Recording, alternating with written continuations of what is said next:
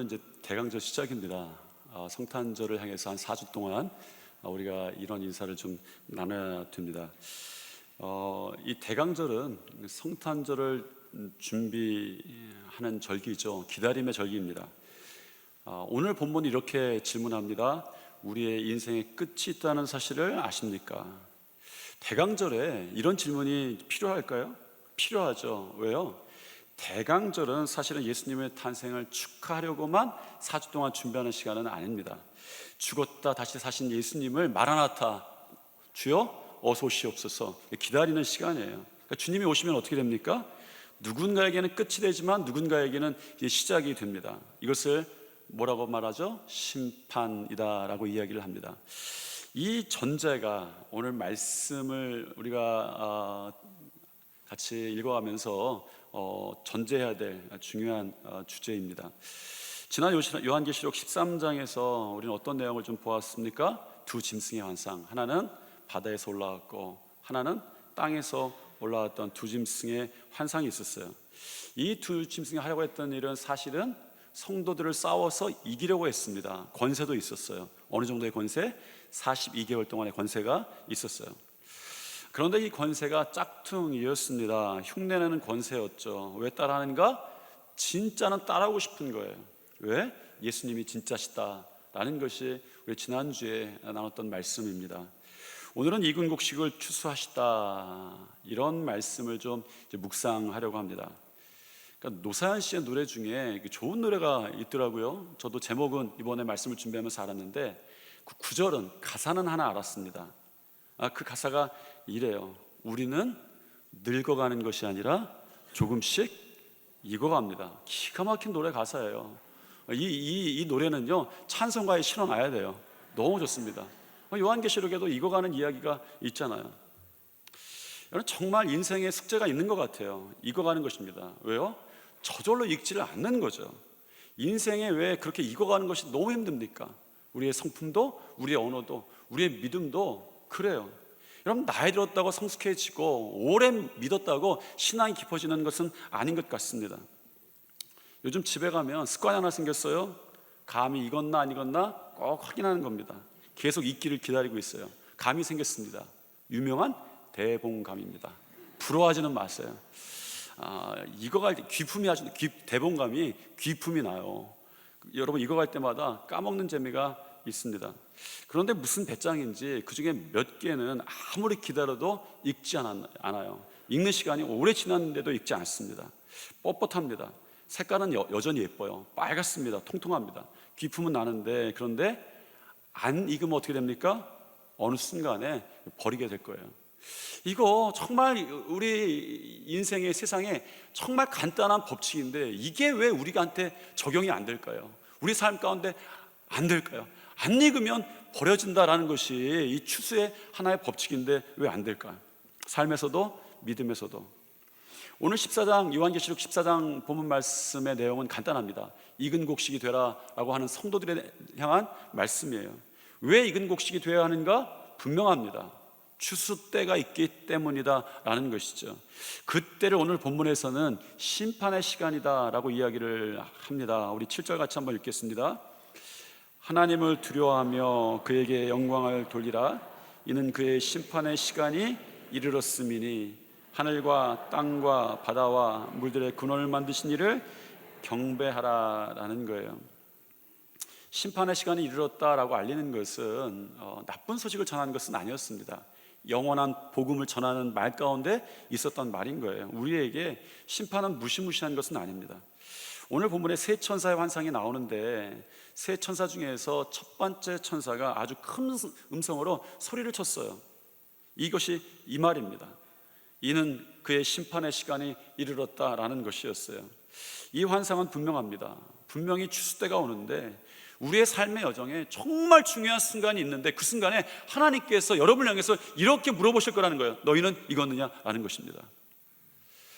오늘 본문을 통해서 사도 요한에게 환상을 통해 보여주신 것을 보면 하나님의 심판의 날에 추수되는 사람들이 두 부류로 나눠지는 것을 볼 수 있습니다. 먼저는 주님이 직접 드신 낫에 의해서 추수되는 한 부류의 사람들이 있어요. 14절, 15절, 16절 말씀인데 같이 한번 읽겠습니다. 또 내가 보니 흰 구름이 있고 구름 위에 인자 같은 이가 앉았는데 그 머리에는 금멸관이 있고 그 손에는 예리한 낫을 가졌더라. 또 다른 천사가 성전으로부터 나와 구름 위에 앉은 이를 향하여 큰 음성으로 외쳐 이르되 당신의 낫을 휘둘러 거두소서. 땅의 곡식이 다 익어 거둘 때가 이르렀음이니이다 하니 구름 위에 앉으신 이가 낫을 휘두르매 땅의 곡식이 거두어지니라. 사도 요한이 환상을 보니까 구름의 환상을 봤어요. 그 구름 위에 머리에 멀리건을 쓴 이가 앉아 계셨어요. 우리 주님이셨어요. 그런데 특별하게 그 주님의 손에는 한 가지가 들려 있었는데 그것이 낫이었습니다. 그때 한 천사가 나와서 주님, 이제 당신의 낫을 휘두르셔서 땅의 곡식이 다 익어 때가 이르렀습니다 라고 외쳐요. 그랬더니 우리 주님께서 낫을 휘두르심에 땅의 곡식을 거두어졌다라는 것입니다. 추수에서 추수되는 또 다른 부류의 사람들이 오늘 본문엔 또 보여집니다. 그것은 우리 주님께서 직접 추수하시는 그런 것들이 아니었어요. 다른 천사가 나왔는데 그 다른 천사에게도 휘두른 낫이 하나 있었습니다. 이 천사가 휘두른 낫에 의해서 거두어져서 진노의 포도주 틀에 던져지는 땅의 포도송이들이 있었다라고 오늘 성경은 전하죠. 17절부터 20절까지 얘기가 그런 이야기예요. 예리한 낫을 가진 천사가 나왔고 그 천사가 나왔을 때 다른 천사가 큰 음성으로 또 외치는 것이죠. 이제 포도송이를 거둬라. 천사가 낫을 거두어서 땅의 포도송이를 이제 거두어서 하나님의 진노의 포도주 틀에 던졌다라는 것이 이 환상의 내용이었습니다. 이 환상에서 포도는 무엇이냐? 오늘 14장에 나오는 여러 군데에 이 진노의 포도송이가 무엇인지 알 수 있는 것들이 있습니다. 4절에 보면 음행하는 여인과 더불어 함께하는 자들, 8절에 등장하는 우리를 괴롭히는 바벨론, 그리고 9절에 나오는 짐승과 그의 우상에게 경배하고 손목과 이마에 표를 받는 자들이 이 사람들이다라고 그렇게 우리가 이해를 할 수 있죠. 여기서 우리가 주목해야 할 것은 추수할 때에 두 부류의 사람들, 익은 알곡과 진노의 포도주 이 포도 사이에 중간이 없는 거예요. 심판에는 중간이 없다라는 사실을 이 환상 가운데 보여줍니다. 익은 알곡이든지 아니면 진노의 포도주 틀에 던져지는 자들이다 라고 전합니다. 여러분이 나는 진노의 포도송이가 아니야 라고 생각할 수 있습니다. 왜냐하면 여러분들이 지금 교회에 다니기 때문이죠. 그런데 여러분의 질문을 바꾸면 거기에 대답을 잘 못하겠는 거예요. 나는 익은 알곡인가? 라는 것입니다. 분명한 것은 추수 때는 적당한 믿음이란 없다라고 오늘 본문이 환상을 통해서 말씀해 주는 것이죠. 사도 요한은 성도들을 환상 가운데 보았어요. 시온산에 서 있었던 14만 4천 명의 사람들이었습니다. 그들은 정결을 지키는 사람들이었고 어린 양, 우리 주님께서 어디로 이끌든지 따라가는 사람들이었고 그들의 입에는 거짓말이 없었고 흠잡을 데가 없는 사람들이었다라는 것을 사도 요한이 그들을 보니까 알았던 거예요. 그냥 알아뒀습니다. 이것이 추수 때에도 구속함을 받는 14만 4천 명의 모습이죠. 그들은 결코 입으로만 주여 주여 외치는 자들이 아니었다라는 것입니다. 교회에 다니면 누구나 다 이 14만 4천 명에 들어가는 것이 아니다라는 것을 의미하고 있죠. 무엇보다도 이 14만 4천 명 가운데에 구별된 14만 4천 명 가운데 특별한 것이 있었습니다. 1절입니다. 지난주에 우리 읽었던 본문인데 같이 한번 읽겠습니다. 또 내가 보니 보라 어린 양이 시온산에 섰고 그와 함께 14만 4천이 서 있는데 그들의 이마에는 어린 양의 이름과 아버지의 이름이 쓴 것이 있더라. 여러분, 이 14만 4천 명의 이마에는 자기 이름을 새기지 않고 다른 우상의 이름을 새기지 않고 세상의 다른 어떤 것의 이름을 새기지 않고 어린 양과 그 아버지의 이름을 쓴 것이 있더라 라고 성경은 이야기합니다. 분명했어요. 누가 봐도 그들은 어린 양과 하나님께 속하고 있다는 것을 알 수 있었습니다. 왜냐하면 그들의 모습을 통해서 어린 양과 하나님이 드러났기 때문이에요. 누구든지 보면 그들은 하나님과 어린 양의 편이다 라는 것을 알 수 있었습니다. 왜? 그들의 이마에 그것이 써 있었기 때문이죠. 여러분, 하나님과 싸우고 싶습니까? 하나님 편하고 싶습니까? 이거 생각할 시간이 필요 있는 질문인가요? 하나님과 싸우고 싶습니까? 하나님 편하고 싶습니까? 유명한 이야기가 있어요. 미국 남북전쟁이 심각할 때 링컨 대통령에게 참모들이 이렇게 찾아온 거예요. 너무 전쟁이 어려워졌습니다. 각하 어렵습니다. 이제 우리가 기도해야 될 때인 것 같습니다. 이제는 하나님께서 우리 편이 되어야 이 힘든 전쟁에서 이길 수 있을 것 같습니다. 그때 링컨 대통령이 그 참모들에게 말한 거예요. 그래요, 기도합시다. 그런데 하나님이 우리 편이 되달라고 기도하지 말고, 그 기도하기 전에 우리가 하나님의 편이 되게 해달라고 기도합시다 라는 거예요. 여러분, 하나님이 편이 되는 것과 하나님이 내 편이 되게 해달라고 바라는 것은 다른 거예요. 여러분, 사실은 우리 기도 가운데 어떤 것을 원합니까? 어떤 것을 기도합니까? 인간은 약합니다. 누구든지 내게 대단하게 편들면 그 사람의 권세가 하나님보다 더 좋은 거예요. 여러분, 사탄도 여러분이 사탄을 섬기기만 하면 대단하게 여러분을 편들어 줄 수 있습니다. 그런데 내 편 찾다가 어떻게 됩니까? 내 편 찾다가 결국 받게 되는 게 뭐예요? 상처를 받죠. 왜 당신은 내 편이 아닌가? 상처받는 거 아닙니까? 남편에게 상처받고, 아내에게 상처받고, 부모에게 상처받고, 자녀에게 상처받고, 동료에게 상처받고, 주위로부터 상처받을 때 그 상처가 어디로부터 오는 거예요? 내 편이길 바랬는데, 내 편인 줄 알았는데 중요한 순간에 내 편이 아닌 거예요. 그런 상처들이 여러분 가운데, 우리 가운데 얼마나 많습니까? 중요한 순간에 내 편이 아닌 거죠. 여러분, 우리가 하나님께도 상처받아요. 내 편이 아닌 거예요. 하나님, 왜 내 편이 아닙니까? 왜 이 중요한 순간에 이 내 편이 아닙니까? 하나님, 내 편이면 어떻게 나를 광야로 이끄실 수 있습니까? 하나님, 내 편이면 어떻게 홍해 앞을 세울 수 있습니까? 하나님, 내 편이면 내가 사망의 음침한 골짜기를 지날 때 그냥 왜 놔두십니까? 라는 거예요. 사람은 누구나 다 그렇습니다. 내 편인가가 중요하죠. 그런데 성도는 내가 하나님 편인가? 라는 것이 중요합니다. 왜냐하면 추수 때 하나님께서 그것을 보실 것이기 때문입니다. 그런데 우리가 어떻게 하나님 편이 되는 거예요? 여러분, 누구 편이 되려면 뭐가 필요합니까? 여러분, 자녀의 편이 되고 싶습니까? 자녀의 편이 되고 싶죠. 우리 아들의 편이 되고 싶고 우리 딸의 편이 되고 싶습니다. 그렇게 되려고 정말 많은 것들을 해주잖아요. 그리고 그 해주는 것들을 통해서 말하는 거예요. 나는 내 편이야, 이거 해주는 거 봐. 여러분, 내가 내 아빠니까 해주지 다른 아빠면 이런 거 해주겠어? 이런 말들을 여러분 한 번쯤 해보셨을 것 같아요. 그런데 어느 순간에 왜 자녀들과 등을 돌리게 됩니까? 정말 이제는 너는 정말 안 보고 싶어. 사실은 마음이 그래. 당신은 이제 보기가 싫어. 이런 거 이렇게 되는 거예요. 이런 걸 안 하려면 우리가 꼭 해야 되는 게 하나 있습니다. 인내예요. 자녀와 싸우지 않을 인내, 남편과 싸우지 않을 인내, 아내와 싸우지 않을 인내. 아들 편하려면, 딸 편하려면 인내가 필요한 거예요. 남편 편하려면 인내가 필요한 거예요. 아내 편하려면 인내가 필요한 거예요. 인내가 없으면 하나님과도 싸우는 거예요. 하나님이 하시는 것마다 마음에 안 드는 거죠. 왜? 내 편이면 그렇게 하시면 안 되잖아요. 이렇게 중요한 순간에 내 편이면 그렇게 하시면 안 되잖아요. 하는 게 이것입니다. 하나님, 왜 내 편이 아니십니까? 우리는 사실 하나님과 자주 싸웁니다. 여러분, 하나님과 싸울 때가 많이 있잖아요. 왜요? 하나님, 이 중요한 순간에 하나님이 왜 내 편이 아닙니까? 라는 거예요.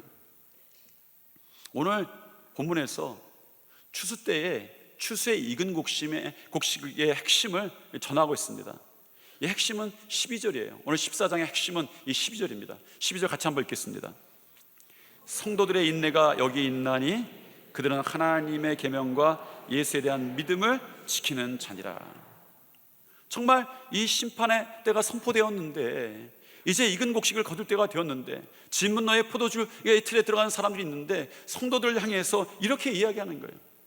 성도들의 인내가 여기 있는데 그들이 하나님의 계명을 지켰고 예수의 이름을 배반하지 않았다라는 거였습니다. 추수의 가장 큰 적은 서두름이에요. 서두르면 열매를 따기 힘들어요.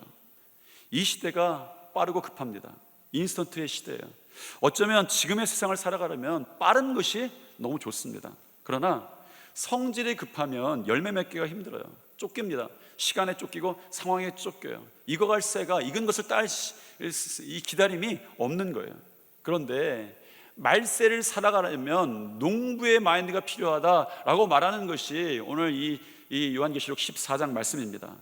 서두름의 반대는 늦음이나 여유가 아니죠. 인내입니다. 그래서 어쩌면 농부의 인내는 이 시대하고는 맞지 않아요. 그런데 오늘 요한계시록이 여러분에게 이 시대에 맞지 않은 한 가지 이야기를 하고 있는데 그것은 농부의 기다림입니다. 익은 곡식에 대한 이야기죠. 그런데 시대가 변해도 변치 않은 것이 있습니다. 추수의 법칙이에요. 인내는 익어감의 원리의 가장 중요한 부분입니다. 자녀에 대해서 인내하고 있다? 부모로서 익어가는 거예요. 고난에 대해서 인내하고 있다? 축복의 사람으로 익어가는 거예요. 힘들다, 그래도 견딘다, 추수의 때가 있기 때문입니다. 어떤 목회의 선배 목사님이 고난에 대해서 이야기하시는 이렇게 말씀하시는 것을 들었습니다. 고난은 이유를 묻지 마라. 물으면 고난이 더 깊어진다. 성경에 보면 욥이 있습니다. 욥의 고난을 우리가 알고 있죠. 욥의 고난이 보통 고난보다 너무 힘든 거예요. 왜?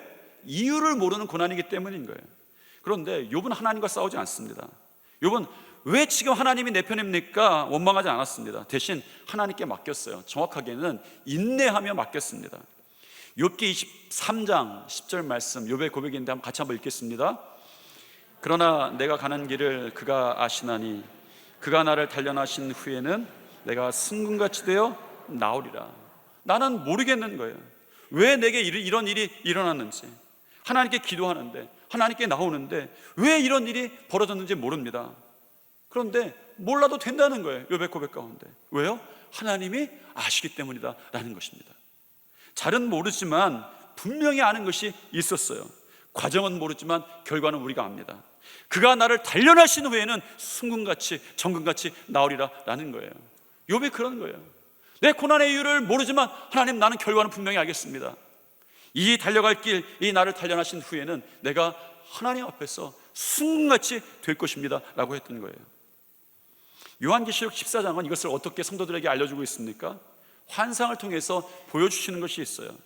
14만 4천 명이 하나님께 구별된 자들만이 새 노래를 부르고 있었다라는 환상이 이 사도 요한 가운데 보였습니다. 사도 요한이 하늘을 보자 하나님의 보좌 앞에서 그들이 부르는 새 노래가 있었어요.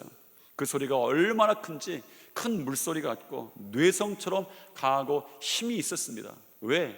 이 새 노래는요 확실한 거였어요. 본문에서 이 14만 4천 명 외에는 이 새 노래를 배울 자가 없다라고 말합니다. 이 새 노래는 14만 4천 명의 노래였어요. 당연합니다. 고난 중에도 이렇게 강하고 힘있게 찬송할 수 있는 사람, 노래 부를 수 있는 사람이 성도이기 때문입니다. 여러분, 하나님의 사람들을 괴롭히고 유혹하던 이 바벨론은 이런 노래를 부를 수 없어요. 왜? 결국은 무너지기 때문입니다. 8절에 보면, 오늘 본 8절에 보면 바벨론에 대해서 무너졌도다 라는 과거형을 쓰고 있습니다. 정확히 말하면 예언적 과거형입니다. 이게 무슨 말이에요? 미래에 일어날 일인데 이미 일어난 일로 확정시켜 버리는 거예요. 여러분, 우리를 괴롭히는 바벨론이 여러분 가운데 어떤 형태로 존재할지 모르겠습니다. 아직 무너지지 않을 수 있어요. 그런데 성경은 무너졌도다 과거형을 쓰는 것이죠. 그래서 성도는 이겨놓고 싸운다라는 것입니다. 우리 한번 이 인사를 나눈 적이 있을 거예요. 아직 우리에게 전쟁이 남아있는 것 같지만 이겨놓고 싸우는 거예요. 그래서 새 노래가 나오는 거예요. 고난 중에도 하나님에 대한 찬양이 나오는 사람들을 한번 보십시오. 고난이 끝나지 않았는데 그 가운데 찬양이 생기는 거예요. 찬양에 힘이 있는 거예요. 감사가 생기는 것이죠. 왜? 이겨놓고 싸우기 때문입니다. 인생의 끝이 있습니까? 여러분, 이겨놓고 싸우는 거예요. 죽어도 산다는 대강절의 고백이 우리 가운데 있는 거죠. 여러분이 이겨놓고 싸우는 여러분 되시기를 축복합니다. 하나님 평된 성도들의 싸움이 이런 거예요. 그 이야기를 오늘 요한계시록 14장에서 해주시는 것이죠. 우리 이 대강절 기간 동안에 기다림 가운데에 필요한 것이 있습니다. 인내였어요. 그 인내는 무엇입니까? 내가 내 이름을 배반치 아니하였도다 라는 인내였어요. 지난 한 해 동안에 인내하면서 주님의 이름을 배반하지 않았던 여러분, 우리 주님께서 여러분의 인생 가운데에 새 노래를 부르게 하심을 믿습니다. 그렇게 하실 줄 믿습니다. 한번 옆에 분과 한번 인사하겠습니다. 인내하며 이어갑시다. 새 노래로 부르게 될 것입니다. 이것이 오늘 요한계시록이 우리 성도를 향해서 하시는 축복의 말씀입니다. 기도하겠습니다. 사랑과 은혜가 충만하신 하나님 아버지, 우리 가운데에 익어가지 못하는 여러 가지 모습들이 있습니다. 이제 하나님이 우리의 편이 되기를 위해서 기도하는 것이 아니라 우리가 하나님 편이 돼서 하나님 바라볼 때에 우리들이 점점 익어가게 도와주시옵소서. 우리의 성품도 우리 입술도 익어갈 뿐만 아니라 우리의 믿음도 신앙도 익어가서 주님이 기뻐하시는 새 노래를 부르는 우리 성도들 되게 도와주시옵소서. 예수님 이름으로 기도드립니다. 아멘.